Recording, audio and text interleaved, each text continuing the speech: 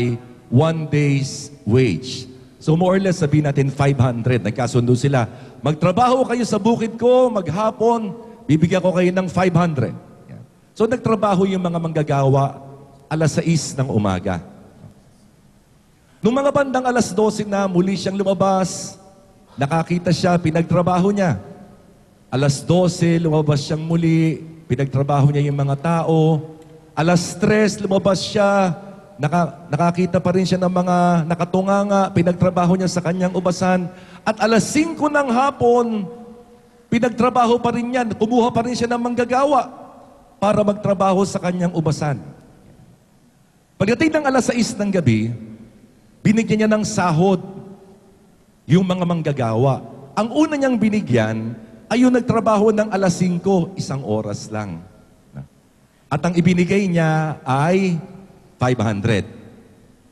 Yung mga nagtrabaho ng alas 3, binigyan niya ng 500. Yung nagsimula ng alas 12, binigyan ng 500. Yung nagsimula ng alas 9, binigyan ng 500. At yung nagsimula ng alas 6, akala nila, mas malaki yung ibibigay sa kanila.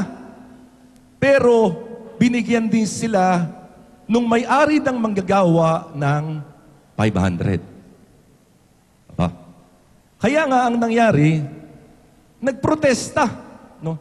Itong mga manggagawa. Bakit ganon? Bakit pare-pareho lamang ang ibinigay sa amin? Samantalang kami, 12 oras nagtrabaho, 500. Yung nagtrabaho ng 1 oras, 500 din. No? Sabi nila, ito'y isang malaking injustice. Nagalit yung mga nauna. Kaya nga, maaring ba itanong natin, injustice nga ba yung nangyari na yung nagsimulang magtrabaho ng alas 6 ay binigyan ng 500 at yung nagsimula magtrabaho ng alas 5 ng hapon, 1 oras lang, binigyan din ng 500. Injustice ba yun? Tama ba yun? Depende. Okay. Kung tutusin mga kapatid, legally speaking, walang injustice. Sapagkat nagkasundo sila, di ba? Na magtatrabaho sila maghapon, bibigyan sila ng 500. Did we not agree on 1 denarius? Yan.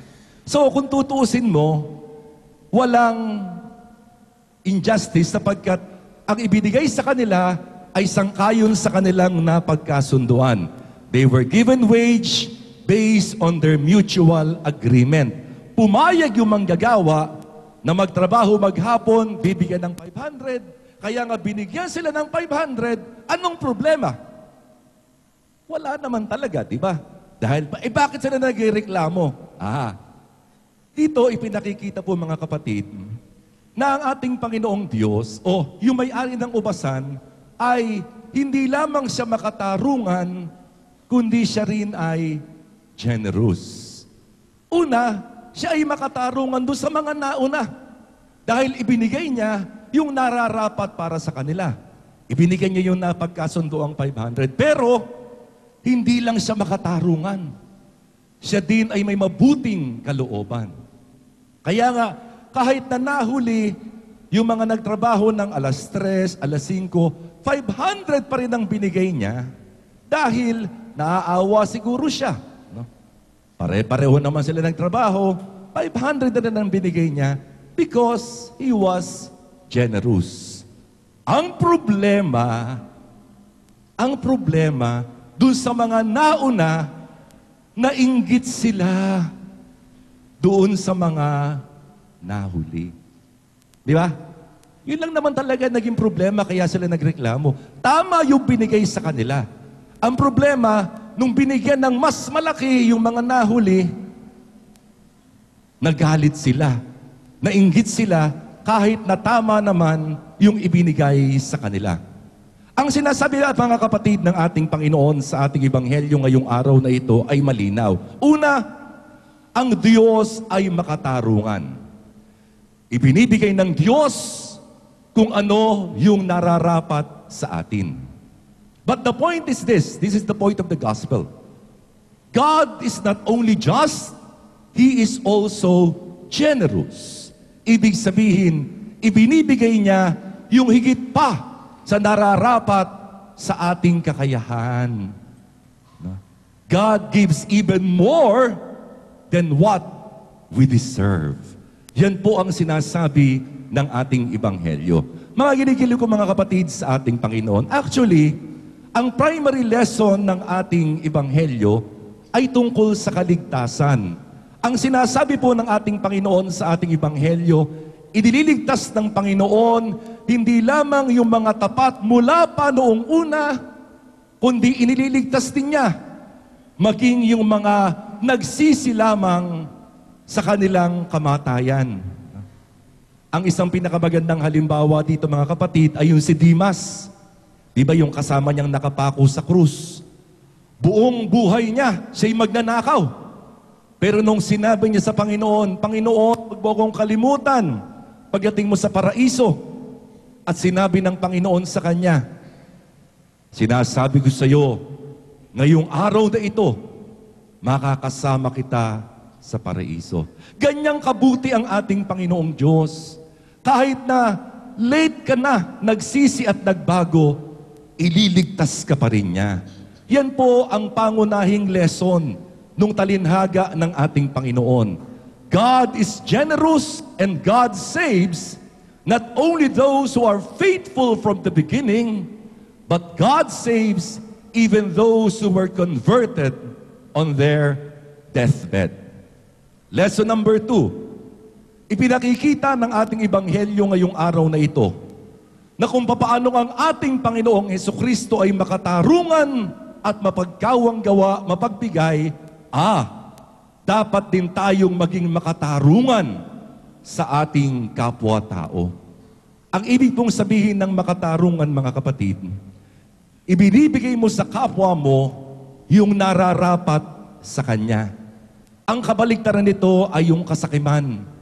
Yung kinakamkam mo, kinukuha mo, yung hindi naman para sa iyo, kaya nga yung ibang tao ay nawawalan. Itinuturo ng ating Ebanghelyo ngayong araw na ito, na tayong mga Kristiyano ay dapat laging magsikap na maging parehas, laging makatarungan sa ating kapwa. Ang problema kasi mga kapatid, tayong mga tao kadalasan sakim. Gusto natin mas marami yung sa atin. Gusto natin mas nakakalamang tayo. Gusto natin mas mayaban tayo kaysa sa kapwa natin. Kaya nga minsan hindi natin naibibigay yung tamang para sa ating kapwa. Isang magandang halimbawa dito, yung pagpapasweldo sa mga manggagawa. Nakalulungkot isipin, ang baba na nga ng minimum wage dito sa ating bansang Pilipinas, marami pa rin sa ating mga manggagawa, below minimum wage pa rin ang ibinibigay. No? Which is not right. Sapagkat malinaw sa ating Ebanghelyo na sinasabi ng ating Panginoon, kung Kristiyano ka, ayan, dapat makatarungan ka. Dapat parehas ka. Dapat hindi ka nanlalamang sa iyong kapwa-tao. Yan ang sinasabi ng ating Ebanghelyo. But more than being just, tinatawagan din tayo na tayo ay maging mapagkawang gawa. Ibig sabihin ng mapagkawang gawa, ibinibigay natin yung higit pa sa nararapat para sa ating kapwa-tao. Na kahit na hindi siya karapat-dapat, na kahit na kulang yung kanyang ginawa, ibinibigay mo pa rin yung kabuuan. Ganun yung ginawa ng Diyos sa mga nahuli. Late silang nagtrabaho, pero dahil siya ay generous, ibinigay pa rin niya yung kabuuan ng sahod. Ganun din ang turo sa atin mga kapatid. We are not only to be just, we are also called to be generous. Ibig sabihin ng generosity, giving more than what is just. Giving more than what is due to the other person. Last point na lang. Ang ating ding Ebanghelyo ngayong araw na ito ay isang panawagan sa atin, isang babala sa atin laban sa isang napakasamang ugali na walang iba kundi ang inggit. Nagkaroon ng problema sa ating Ebanghelyo dahil nainggit yung mga nauna kahit na sapat naman ang ibinigay sa kanila.